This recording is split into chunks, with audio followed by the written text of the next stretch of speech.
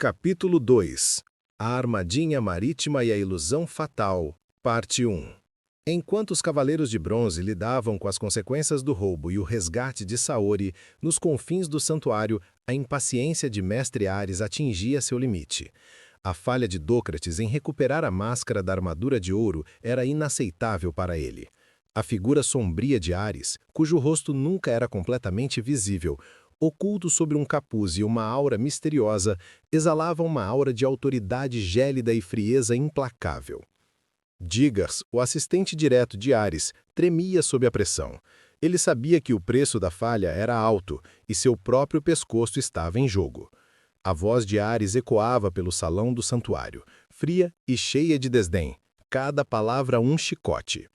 Dócrates falhou miseravelmente, Digars, disse Mestre Ares, sua voz um sibilo gélido, quase inumano.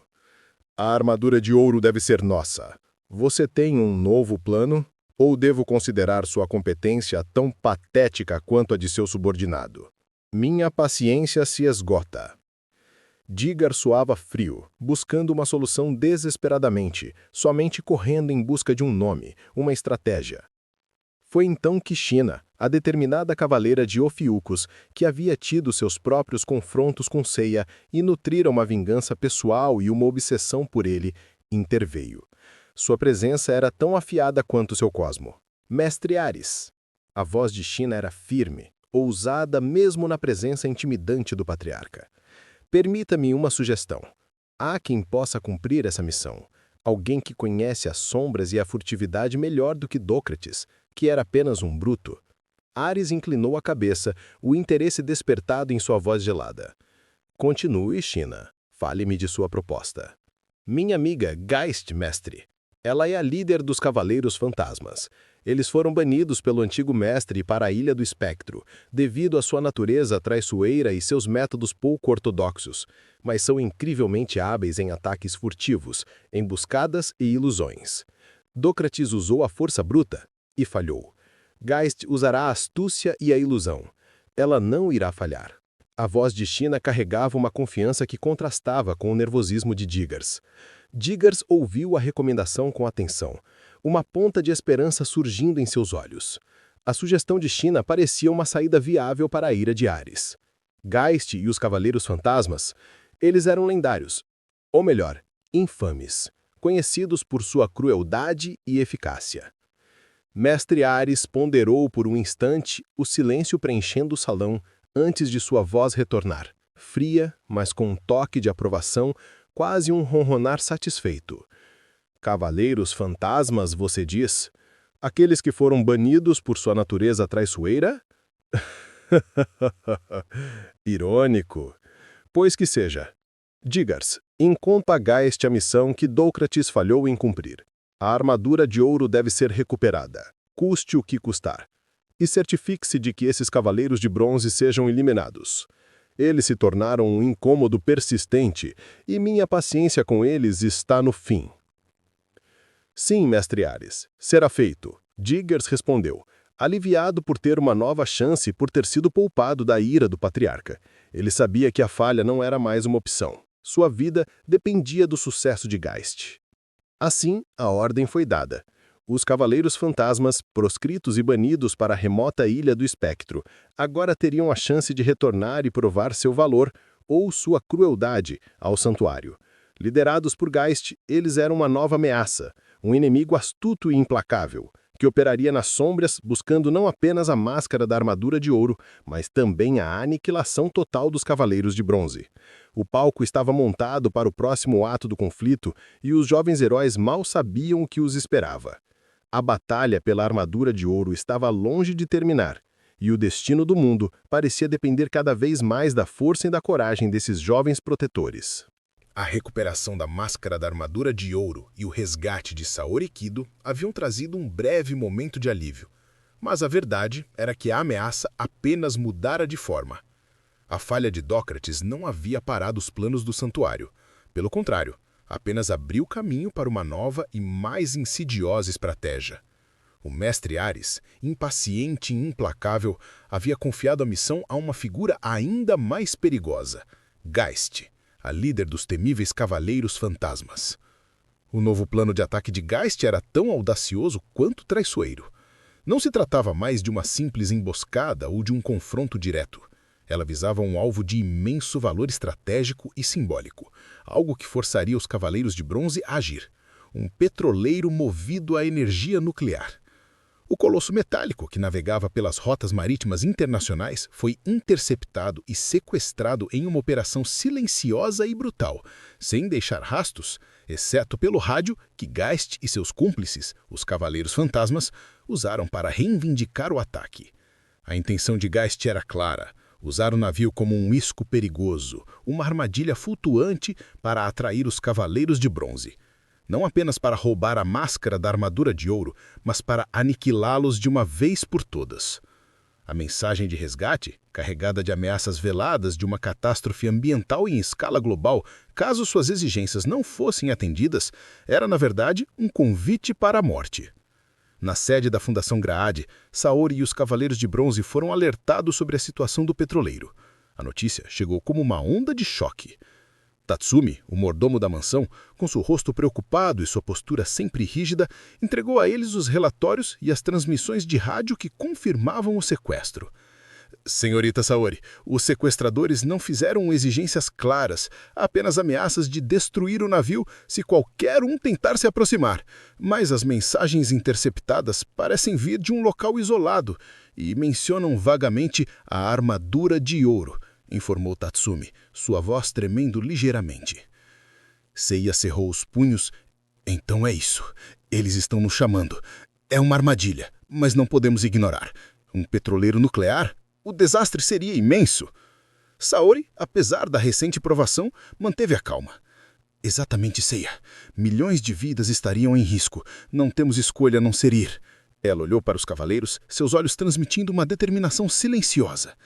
Conto com vocês. Os Cavaleiros de Bronze, com a máscara da armadura de ouro, agora sob sua guarda mais uma vez, mas cientes de que ela era o principal alvo, prepararam-se para a missão. O senso de urgência era palpável. A bordo de um dos jatos mais rápidos da Fundação Graad, eles voaram sobre o oceano azul escuro, a vastidão da água refletindo a incerteza do que os esperava. A distância entre eles e o navio parecia diminuir a cada minuto, mas a cada quilômetro a tensão aumentava. A infiltração no navio foi feita sob a capa da noite.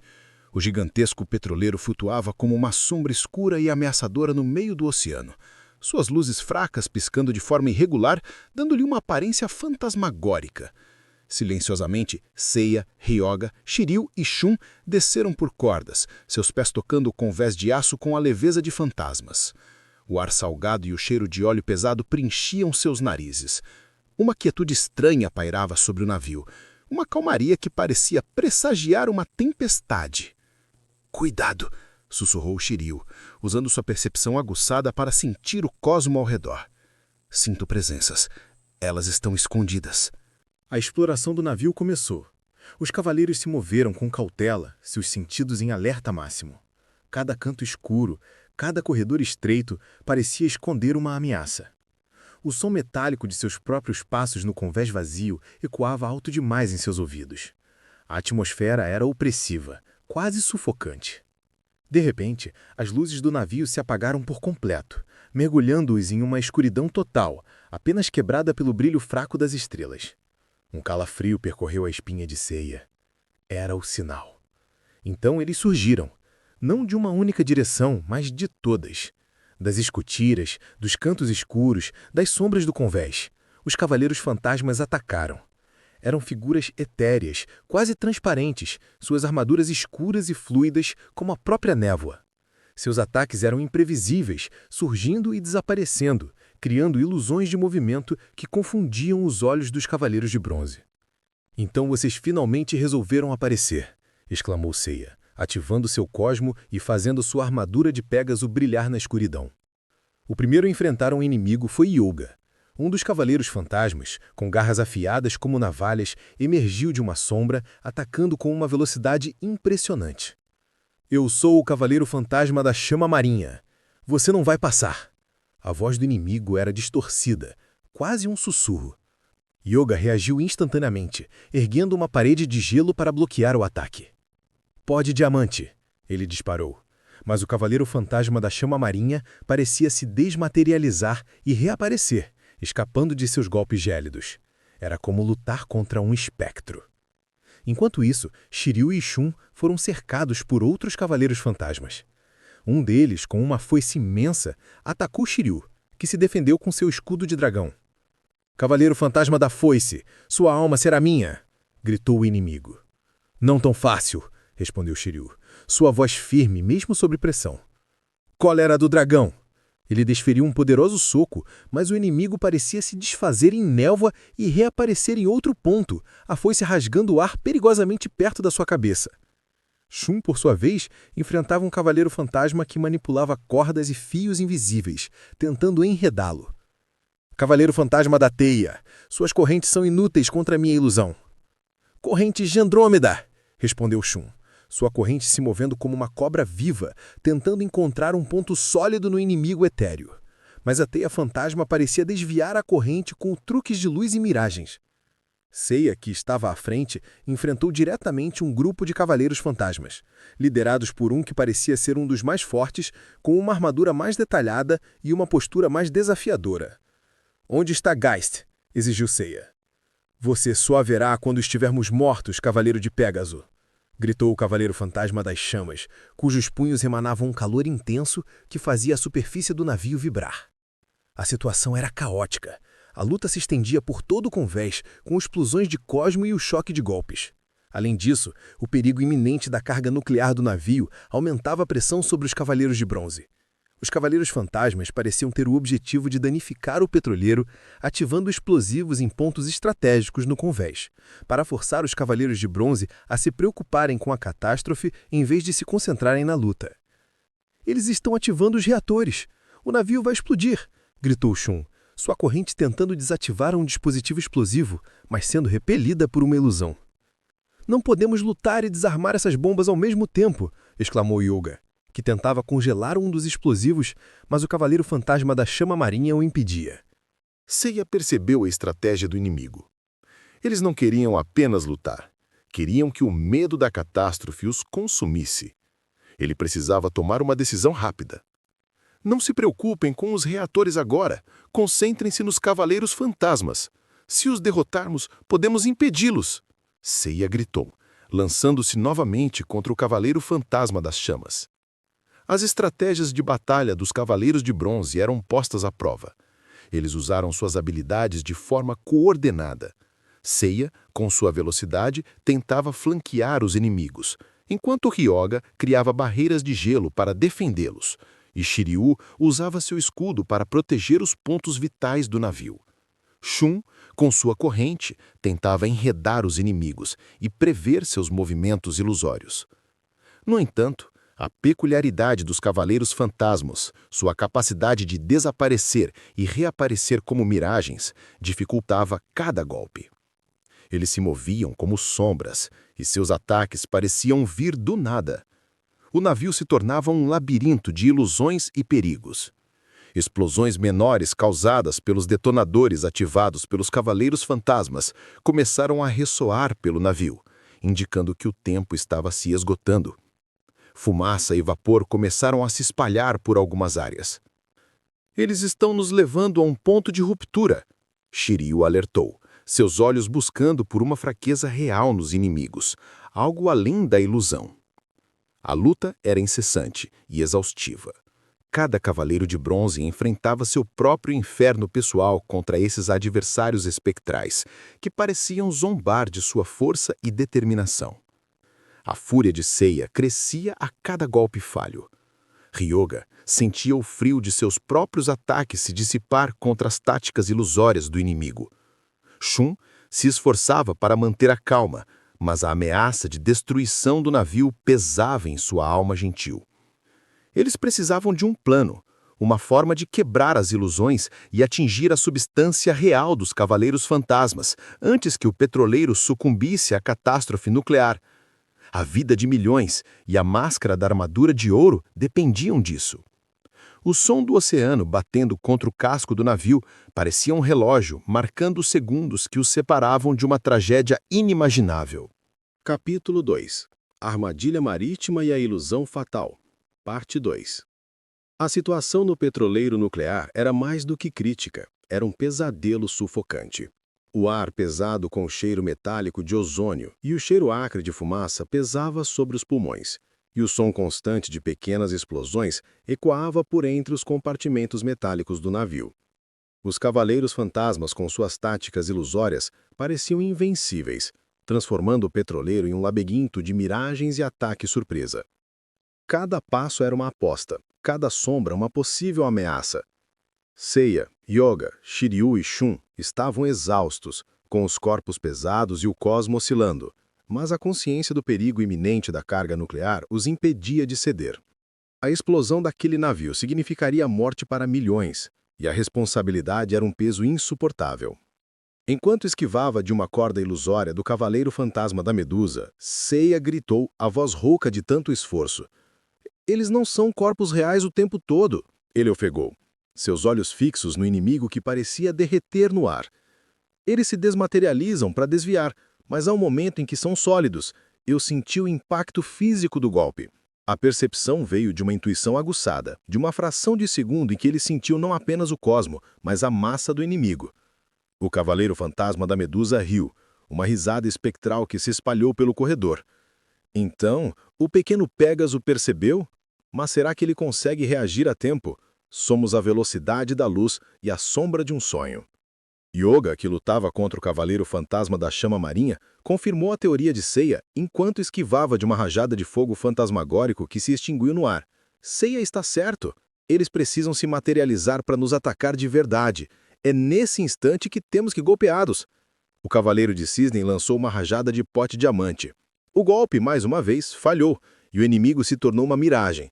Mas Yoga sentiu um leve tremor no ar, como um estalar de um fio de gelo se partindo, um sinal de que ele havia se solidificado por um breve instante. Muito perto, cavaleiro de cisne, sibilou o cavaleiro fantasma da chama marinha.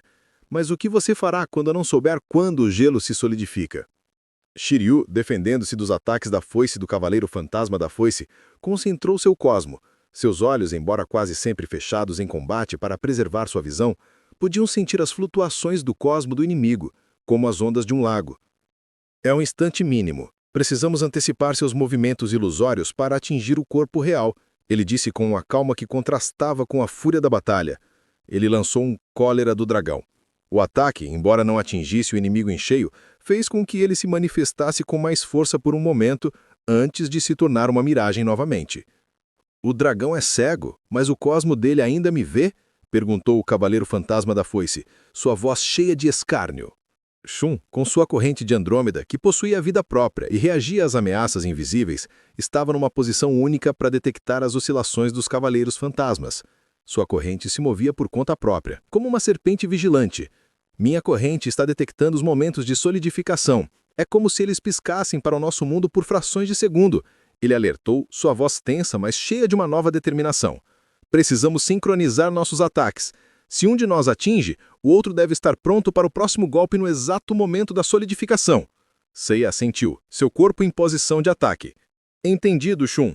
Vamos fazer isso. Um golpe de cada vez. A esperança se reacendeu. A partir daquele momento, a estratégia de batalha dos Cavaleiros de Bronze mudou. Eles não mais reagiam cegamente às ilusões, mas tentavam prever os momentos em que seus inimigos se materializavam para golpear. Foi um esforço de coordenação e intuição. Seiya, com sua velocidade supersônica, tentava atrair os Cavaleiros Fantasmas, forçando-os a se revelarem. Yoga, com seu frio extremo, tentava imobilizá-los nos poucos instantes de solidez. Shiryu, com seu poder de ataque concentrado, estava pronto para desferir golpes decisivos. E Shun, com sua corrente de Andrômeda, atuava como um sensor, avisando sobre os momentos exatos em que os inimigos se tornavam vulneráveis. A superação da armadilha começou a se manifestar. Os Cavaleiros de Bronze, um a um, começaram a superar seus adversários. O Cavaleiro Fantasma da Chama Marinha, depois de uma série de ataques precisos de Yoga que finalmente atingiram sua forma real, foi congelado solidamente em um bloco de gelo.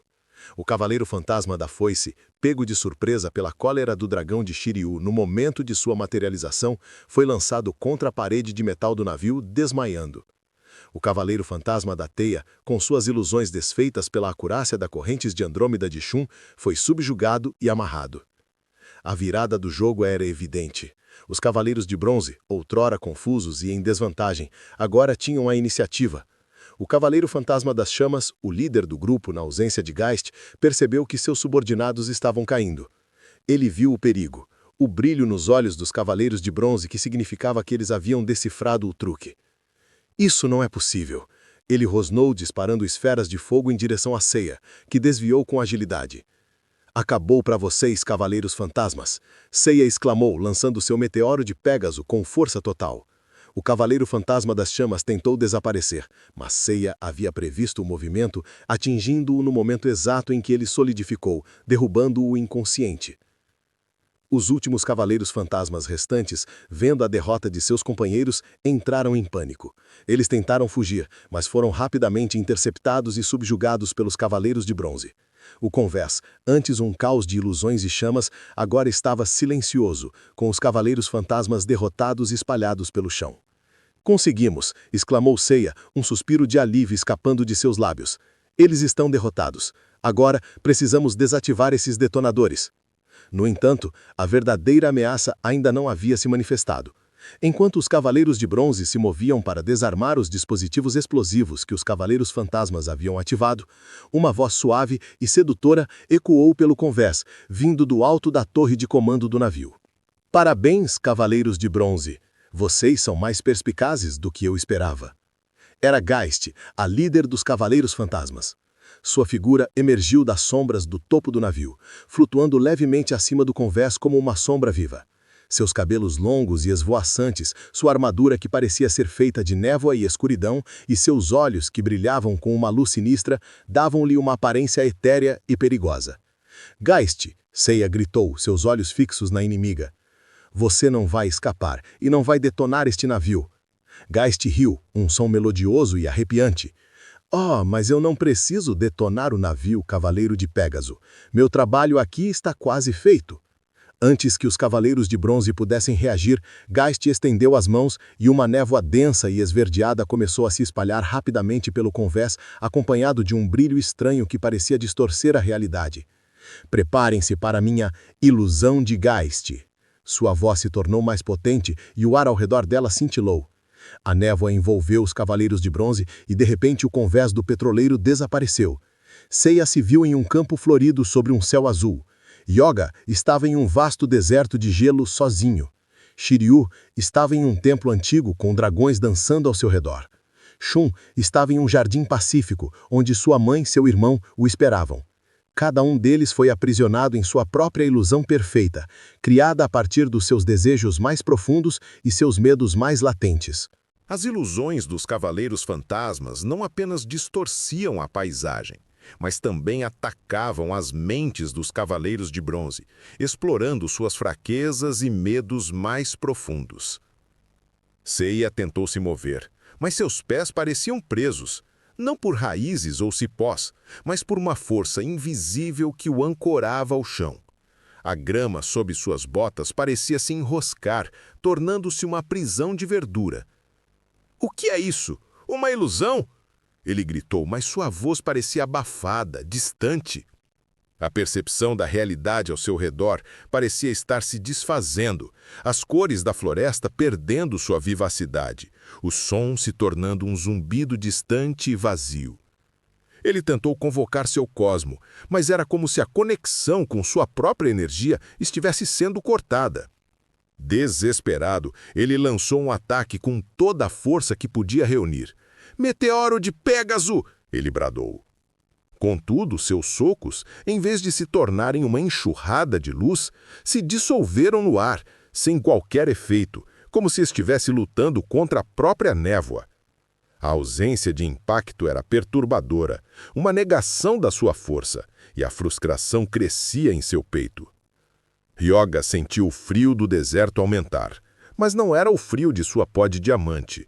Era um frio que vinha do vazio, um tipo de frio que se sentia na alma. A paisagem ao seu redor se transformou em um deserto de gelo estéril, onde flocos de neve gigantes caíam lentamente do céu. No meio da paisagem gélida, uma figura familiar surgiu na linha do horizonte. Sua mãe, Natácia, acenando para ele com um sorriso caloroso. Ryoga sentiu um nó na garganta. Ele sabia que era uma ilusão, mas a imagem era tão vívida, tão cheia de saudade, que ele quase se deixou levar. A figura de sua mãe o chamava, convidando-o para mais perto.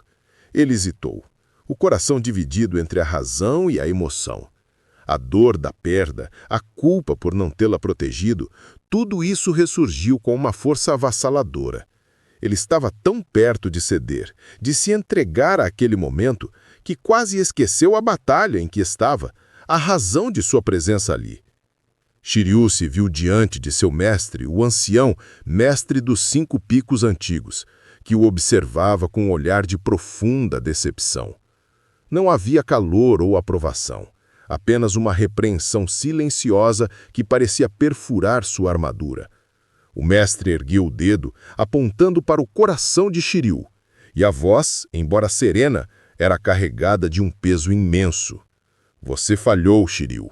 Sua fraqueza é uma mancha em seu cosmo, uma mancha que jamais poderá ser lavada. A dor da culpa o imobilizou, mais do que qualquer golpe físico poderia ter feito. A imagem de seu mestre, a quem ele devia tudo, o repreendia por não ter sido forte o suficiente, por ter cedido às emoções. A culpa era um peso esmagador que o impedia de se mover, de lutar, de sequer respirar. Shun estava em êxtase, o Vale do Eco transformado em um jardim tranquilo, banhado por uma luz suave. Diante dele, a figura de seu irmão, Ikki, estava de pé com um sorriso gentil e reconfortante no rosto. Shun correu e o abraçou, sentindo o calor e a segurança que tanto ansiava.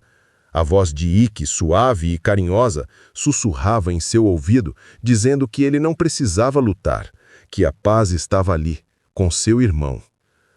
A paz que ele sentia era tão real, tão tangível, que ele não queria que acabasse. A dor, o medo e a responsabilidade de lutar pareciam insignificantes diante daquele momento. Ele estava à beira de se render à ilusão, de abandonar sua missão, de se perder em um paraíso de mentiras. A ilusão criada por Geist era tão poderosa que os Cavaleiros de Bronze, apesar de seu treinamento e sua consciência da presença de Geist, ficaram completamente paralisados, presos em seus próprios mundos mentais. Era um ataque ao espírito, não ao corpo. Seus sentidos foram completamente enganados e eles não podiam discernir a realidade da miragem. Enquanto os cavaleiros estavam imobilizados pela ilusão, Geist, com um sorriso vitorioso, desceu até o corpo de Seiya. Seus dedos ágeis pegaram a máscara da armadura de ouro que havia caído da mão de Ryoga quando ele foi pego pela ilusão. "Fules, cavaleiros!" ela murmurou, a máscara dourada brilhando em suas mãos. A ilusão é a arma mais poderosa. Ela cega os olhos e aprisiona a mente. E agora a armadura de ouro é minha. Em questão de segundos, Geist desapareceu com a máscara, usando a névoa para cobrir sua fuga com a máscara da armadura de ouro. Quando a ilusão finalmente se dissipou e os Cavaleiros de Bronze voltaram à dura realidade do Convés do Petroleiro, eles se encontraram novamente no meio da fumaça e dos detonadores ainda ativos, mas a máscara da armadura de ouro havia sumido, e Geist não estava mais lá. A frustração dos heróis era imensa, quase insuportável. Eles haviam lutado tão arduamente, superado os Cavaleiros Fantasmas, apenas para serem enganados por um truque de mente. Seiya socou o Convés em pura raiva. "Ela nos enganou. Ela levou a máscara!" Ele gritou, sua voz cheia de amargura. Ryoga olhou para o local onde a máscara havia estado, seus olhos azuis cheios de desapontamento. A ilusão dela era perfeita. Não podíamos fazer nada. Shiryu apertou os punhos. É uma lição amarga. Não podemos subestimar a inteligência do inimigo. Shun, ainda um pouco atordoado pela ilusão, mas com o rosto agora marcado pela tristeza e pela determinação, acrescentou. Ela nos usou para derrotar os Cavaleiros Fantasmas dela, então nos pegou desprevenidos. é cruel. Apesar da derrota tática, o perigo nuclear ainda era real.